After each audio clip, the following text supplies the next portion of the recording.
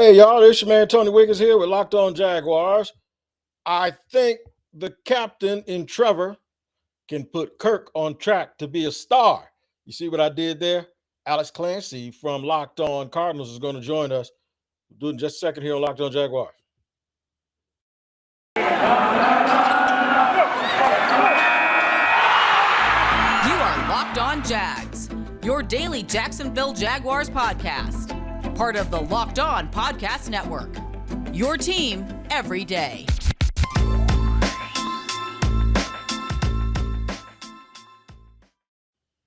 What's going on? What's good? We thank you for joining us here on a drive time sort of weekend edition of Locked On Jaguars. I'm your host, Tony Wiggins.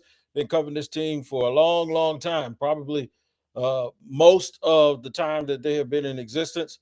And I'm happy to do it here every day because it's your team every day. And reminding you that you can find us on all platforms, and we're free on all platforms. And check us out on Locked On Jaguars on YouTube as well. I want to talk about Captain Kirk in this first opening segment. And then we're going to have Alex Clancy from Locked On Cardinals, the host of Locked On Cardinals. And he's going to join us in segment 2 and segment 3 to tell you guys everything you need to know about what is right now your number one wide receiver. Why is this important? I'm going to tell you why it's important. Because even if the Jaguars go out and draft a wide receiver, it won't be in the first round. Most likely, it'll be in the second or third round. And in fairness to that player, he's going to need time to develop. It doesn't mean that you won't see him show glimpses, whoever that guy might be, of being an eventual X. But the Jaguars spent a bunch of money, especially the first 2 years, on Christian Kirk. And they really need Christian Kirk to show up and show out for them and give Trevor Lawrence that number one weapon that he would need in order for the Jaguars to succeed in the passing game. I'll tell you a little bit about him. I think he's about 5'11", close to 6 feet tall, can run like the wind, was a great punt returner in college when he was at Texas A&M, was a five-star recruit, did not disappoint. He played for Kevin Sumlin out there. Did not disappoint, and he hasn't disappointed in the NFL. You know, in this league, you need two guys. You need multiple people. He's had some drops, but he performed well in the slot. And Doug Peterson says that he can play inside and he can play outside as well. Of course, we know they added Zay Jones to be another receiver. And the fact that they added Zay Jones gives them depth. They have Marvin Jones Sr. Evan Ingram is going to be huge because Evan Ingram can be a slot tight end. He can line up. He can line up out wide the way Zach Ertz did. I think Mike Kay, who covered the Eagles for a long time and now works for one of the NFL national sites. Mike Kay even said that what they did in Philly about, I think he said 70% of the time, Zach Ertz lined up out wide. So it's a short first segment, just a little bit of an intro for you. Alex Clancy, my boy, y'all follow him on Twitter. He's at Clancy's Corner. Alex Clancy's buck wild. And I'm gonna tell you, I say that in a friendly way, but y'all think I'm hard on my team? Alex Clancy shreds Cliff Kingsbury and Steve Keim, the GM, for y'all think I need anger management. I joke with Alex, he's like my brother from another mother, but Alex is off the chain. He's set to join us here in segment 2 and 3 on a weekend. And like I said, I apologize for being a little bit late today. I had timing issues. I didn't have timing issues. Clients had timing issues, and they kept overriding each other. So it pushed my record time back a little bit. But you guys don't want to hear excuses. You want to get to the good stuff. You want to talk about Christian Kirk, and you want to hear it from someone who is an authority on that. And I will get to that in just a second after I tell you about BetOnline.net. You know, it's that time of year as college basketball's tournament is finally upon us. I try to be partial. I love the fact that Coach K is pumping his fist, and I don't want his coaching career to end without a title. I don't usually have a rooting interest for one person, but it'd be a really, really good story. And plus, he's the only guy left with 5 NBA draft picks in the starting lineup. But you can get on in action. You don't just have to watch it. You can make you some money. And the way you do it is go to BetOnline because it remains the best spot for all your sports scores, podcasts, and news this season. And it's not just basketball. BetOnline is a continued source for all your sports wagering information needs, including live betting and your favorite casino games. Mine happens to be roulette. Head to the website today and use your mobile device to sign up and learn more about the trends and action, because BetOnline is where the game starts. Thanks for making us your first listen every single day here on Locked On Jaguars. I am Tony Wiggins. Got a special guest. My boy, he's my brother from another mother. I'm going to bring him in right now. My man, Alex Clancy, the host of Locked On AZ Cards, which is Locked On Cardinals, Arizona Cardinals. We have to differentiate it because it's Locked On Cardinals baseball, isn't it? So we got Locked On AZ Cardinals too. Alex Clancy, the host. He's at Clancy's Corner on Twitter of Locked On Arizona Cardinals. Alex, man, we need you to come on here and tell us any and everything we need to know about Christian Kirk. I think he is. I tried to get cute and I said, can the Captain Trevor track Christian Kirk to be a star? You tried to use Captain Kirk, star, trek, and all of that stuff in one sentence. Tell me, what's the prognosis for him? And you guys going to miss him out in Arizona? You know, it's interesting because we had talked for the last 6 weeks or 2 months leading up to the end of the season, like he's going to be too expensive for the Cardinals to bring back. I don't think he was a good fit for Cliff's offense, and I think he could be utilized better elsewhere. He's shown flashes of true bona fide wide receiver 2 over the last 2 years. Even the second year, there was a Tampa Bay game where he had 3 touchdowns over the top 3 times, took the roof off the defense. The dude's fast. The dude's a good route runner. He's got great feet on the sidelines, making contested catches, even though he's smaller than, the big receivers that play outside traditionally. I just wonder where they're going to put him in that offense. If you're going to move him into the slot, if you're going to keep him outside. But the money that he got, Tony Wiggins, cool. We thought it was going to be Corey Davis. This trumped Corey Davis. I hope he deserves the money. Like, he's a good locker room guy. Him and Kyler were close from their momentary minutes at Texas A&M together before Kyler transferred. He's going to be a good locker room guy. He's a solid wide receiver. It's yet to be determined if he's a wide receiver 2 or wide receiver 3. Do you remember the game? You got to remember it because the Cardinals were losing when they played Jacksonville this past season early in the year. And, we had the weird little return of the long field goal and all of that. Well, to get going in the second half, they went to Christian Kirk. And I'm wondering if Trent Baalke was watching then and go, oh, my God, we got to have the Christian Kirk dominated the early parts of that second half and that drive when they went out and scored early and got themselves back into the game. So I've seen the pro personnel people sit and watch guys. And during the game, they sit right behind us in the press box with an opposite team.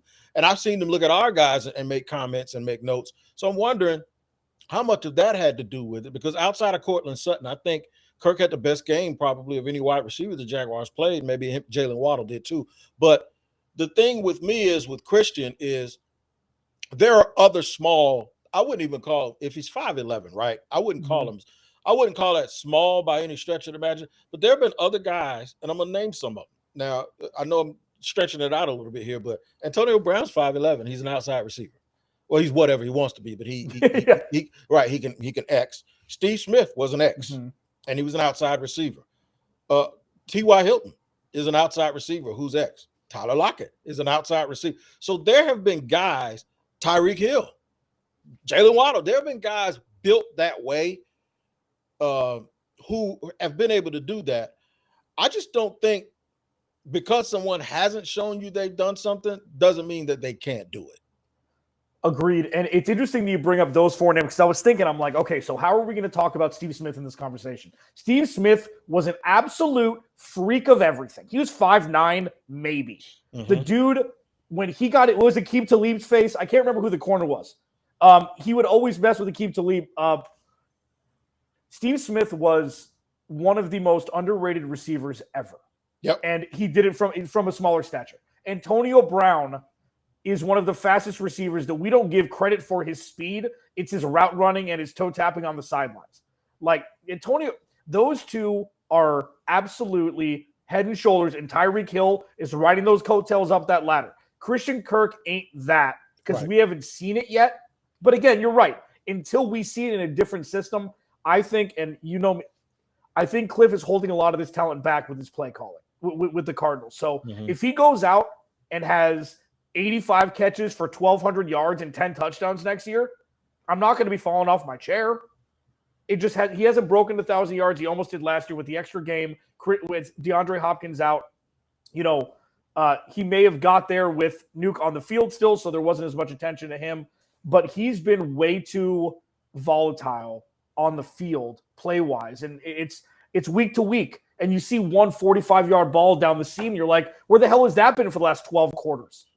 And then you see him get 3 or 4 catches in a quarter to start the game. Like a lot of the stuff with Kyler Murray and him was feel. There was a long touchdown on 4th and 2 where he just looked at Christian, he threw it towards the pylon, and Christian Kirk went and got it over the shoulder basket catch for a touchdown.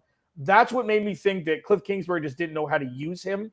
And I think Trevor Lawrence is going to have a field day with a guy like him, like an Amari Rodgers, like a guy that he's been used to, that I think he's going to do better in Jacksonville than he did in Arizona. I do. And like we just didn't have guys with separation. And then they tried to bring in guys who were known to be fast, John Brown, that Johnson kid from the Cardinals, Philip Dorsett.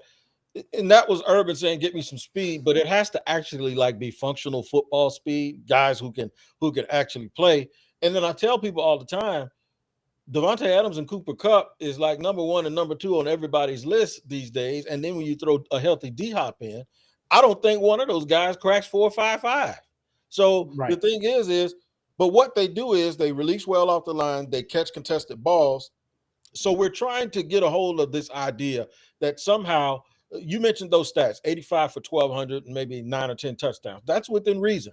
Yeah. But he can still have those stats and not be considered a number 1 because of situational football. I just go back to Cooper Kupp, how they went to Cooper Kupp like 4 straight times in the Super Bowl to end the game. And can you do that with him? And if you can't, is it going to be Evan Ingram? How's it going to affect the Jaguars? I like Zay Jones. I don't think Zay Jones is that guy. I think Zay Jones is just another guy to make this team be what it is. But we talk about that money, and I want to get to this in just a second. First, did they even make an effort to re-sign him in Arizona? All accounts point to no, because they knew that they weren't going to be able to afford him. That's a whole other Cardinals thing.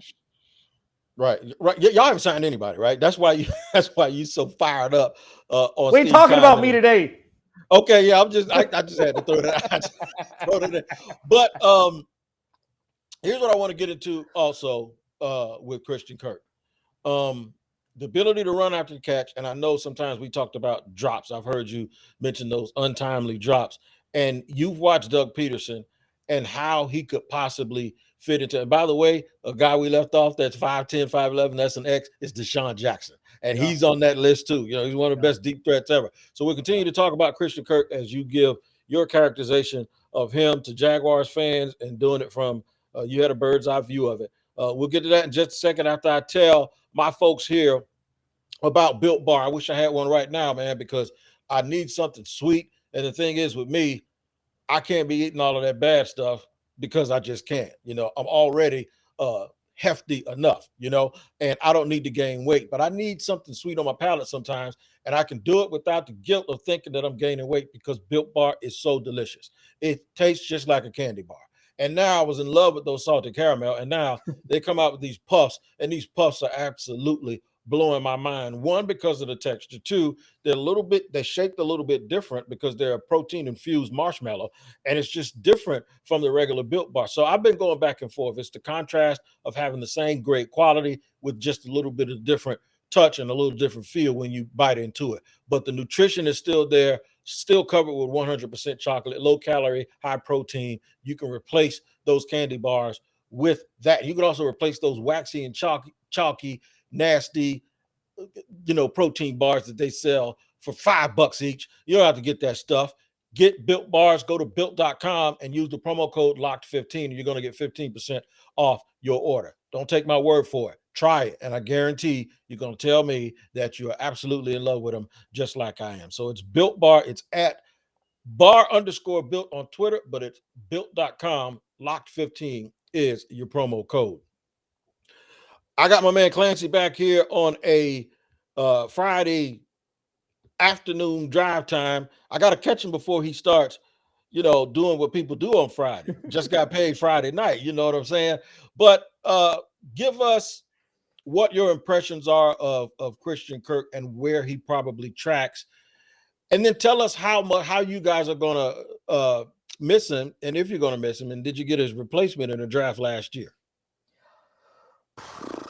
I mean, if what I think to be true is true, he is going to be worth more of the money than you think he will be right now next season for a couple of reasons. One, Trevor Lawrence is a dude, and people don't give him credit yet because the team was bad. If you watch Sunshine in college, you know what he's capable of. He elevated above just playing a bad schedule for 80% of it. He put the biggest ass whooping on Nick Saban that he's seen ever. You're right. In Alabama. They put up a 60-plus burger, right? I know a lot of that was defense. I know a lot of that was Dexter Lawrence and Cleveland Farrell. Like, I get the defense did that. Trevor Lawrence was an absolute monster in college right away. Kelly O'Brien, get me the hell out of here. Like, immediately, we didn't know who Trevor Lawrence was. It started super early. I think, I'm hoping no Cardinals fans will listen to this, Trevor Lawrence can be a better fit for Christian Kirk than Kyler Murray is. And the reason why is Trevor Lawrence, Ben Roethlisberger's extension of plays differently than Kyler Murray does because Trevor Lawrence is a palm tree. Like, he's a big dude, and he extends plays differently. He can break tackles differently than Kyler Murray can. He can extend plays so Christian Kirk can gain separation down the field. So I think he's going to be great. I think that all I needed to see from Doug Peterson was what they did with Corey Clement in the Super Bowl. He can do anything with anybody at any size.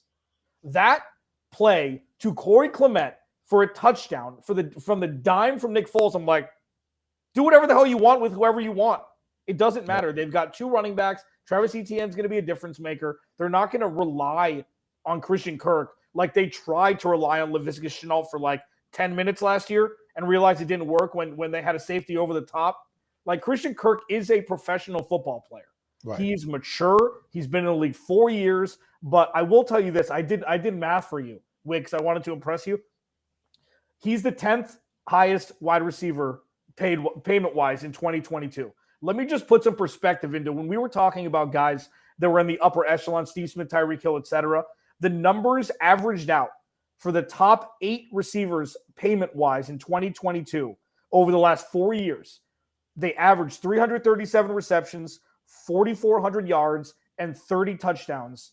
30 touchdowns total over those 4 years. Christian Kirk over those 4 years, 236 receptions, so under 100 less or more than 100 less, 2,900 yards, that's 1,500 less than the average of the top 8 paid, and 17 touchdowns, that's 13 less than the average. So even if you take out the Josh Rosen year, which was 2018, which made me want to quit sports forever after covering them on that 3 and 13 year, you know a little bit something about that. He's shown growth, but he's not 18 mil yet. And maybe Trevor Lawrence will be able to get him there. Here's what I think about the money. I asked myself what else was there. Mm-hmm. They had to do something. They're gambling and they're betting that, Steve Smith and Antonio Brown's first 3 years weren't Hall of Famers, but they ended up being Hall of Famers. So that maybe what they're doing is saying that his best football years are ahead of him. Let me play devil's advocate a little bit. Okay, take out the Josh Rosen year. Then when you add the fact that Kyler Murray was a rookie and then you add D-Hop, is he supposed to put those numbers up with D-Hop on the other side getting those targets? That's a good question. Because I think T. Higgins can be a number one. T. Higgins will never be a number one on the other side of Jamar Chase. It's just not going to happen. So I think sometimes we can look at that. And then is this money Robert Woods' money? Yeah, because Cooper Kupp is the most highly paid guy. So before Robert Woods left, his money was Robert Woods' money. And I think Robert Woods was at about 15 or 16. But the right nowism is that the next guy up always out, makes money, like Kirk Cousins. Which is dumb. And Kirk Cousins has never been a top 10 quarterback, but for a long time, he's been one of the top 10 paid guys. Mm-hmm. So I just think with the unique situation that Jacksonville was in where they had to get people, they had to surround their quarterback with what you said, professional football players. He was on my list as a slot receiver. When I was doing my free agent projections, had him at about 4 years, $48 million with 25 guaranteed and like an $18 million bonus. So I was like way off. I'm curious, and I don't know if you know the answer to this question. Did the Jaguars have to outbid somebody, or did they just come in and just drop a Brinks truck and go, hey, let's get him now while we can because he's the number one guy out there? The only thing that would make me think they did is because he took a picture with Josh Allen that was on Instagram. They let Cole Beasley walk. all of these things. And I think they have a relationship in some capacity to where if Buffalo offered him 2 for $20 with 18 guaranteed, something like that, which they definitely could have, because he, as a second light receiver, they have so many different weapons there. Dawson Knox and Gabriel Davis. We don't know if he's going to be able to replicate what he did down the stretch last year. That would have elevated them to a Christian Kirk doesn't have to perform for them to win, but when he does, they're going to be the one seed in the AFC. He'd be like the final piece. And for Jacksonville, they need to take at least one step up the rung of the ladder. And I feel like overpaying him an extra $20 million over 4, like restructuring all of this crap, it's all funny money anyways. It's a guaranteed money. The $18 million this year is going to be guaranteed, but like, you have Marvin Jones as your number one outside receiver. He's not an outside receiver. He's not a number one. No. So you need, it's like a sum is, what is it? Sum is worth more than the whatever of its parts. Like it's like you have some guys, if you can get any sort of production from Laviska Shenault, which I think you will. I think last year was an anomaly more than him not being able to perform. I don't know what you think from a day-to-day basis with him. You cover him a lot closer than I do, obviously. I think they had to outbid somebody. And I think that even if there was – so Bo and I were talking about this, like he's going to go to an under 500 team for all the money. He's going to go to a contender for a little bit of the money, or he's going to go to right in the middle for a middle of the money. Which do you want from a dude that was a second-round pick who hasn't been paid before? It seemed like a no-brainer. Plus, no state tax in Florida. Come on, baby. That's an easy choice. Plus, you have a budding star at quarterback. So I think it was the money and the fact that he hadn't gotten paid yet that worked ceremoniously for him to choose Jacksonville. Yep, and he's also a quarterback. He's also with a quarterback on a rookie deal. They have a lot of other guys on rookie deals. The other thing, too, DJ Chark, who signed for $10 to $12 million with Detroit, had the Jaguars tagged him, it would have been $18 million. Ooh. And had they tagged him a second time, it would have been $18 million. You know what I think they did? I think they made this decision. Chark's been hurt 3 to 4 years he was here. He was also a second-round pick. I think they might have been in the same draft. So the thing is okay, if we're going to give a guy $36 million over the next 2 years, it's going to be Christian Kirk. It ain't going to be DJ Chark. Yeah. I think that's what it probably came down to. And that's wild. Like DJ Chark looked like he was going to be the next Torrey Smith, just like out of nowhere for 3 or 4 good years, Pro Bowl, and then never to be heard from again. But then it didn't happen. Yeah, it didn't. I tell you what happened, though. We got together and we got this done, and I told you, I promised you I was going to get you out, and we got to get this out for the weekend to these Jaguar fans. So this won't be the last time we do this. You guys, Alex Clancy, I'm going to tell you guys this real quick. Check out the Locked On NFL podcast on YouTube. It is outstanding. It's 5 days a week. Different guys. I'm on there Wednesday. It breaks everything down with different perspectives from around the NFL. And also make sure that you lock in with the Locked On NFL Draft podcast with Ryan Tracy and former NFL cornerback Eric Crocker, because you're going to need all of that information. They give you detailed information about every single player in the draft, some of the guys that we talked about. Clancy and I think, do we play y'all this year? We play the West again, right? We don't play y'all this year, but we're going to do crossovers. Plenty. Just because, we just, that's what we do. And by the way, we have these little meetings with our company, and Clancy and I light it up every time. So the thing is we're going to do this often. We got this in for the weekend. Clancy, thank you for telling us everything about Christian Kirk, and hopefully he is tracking to be a star. You guys take care, and we'll see you next time here on Locked On Jaguars. Take care of each other.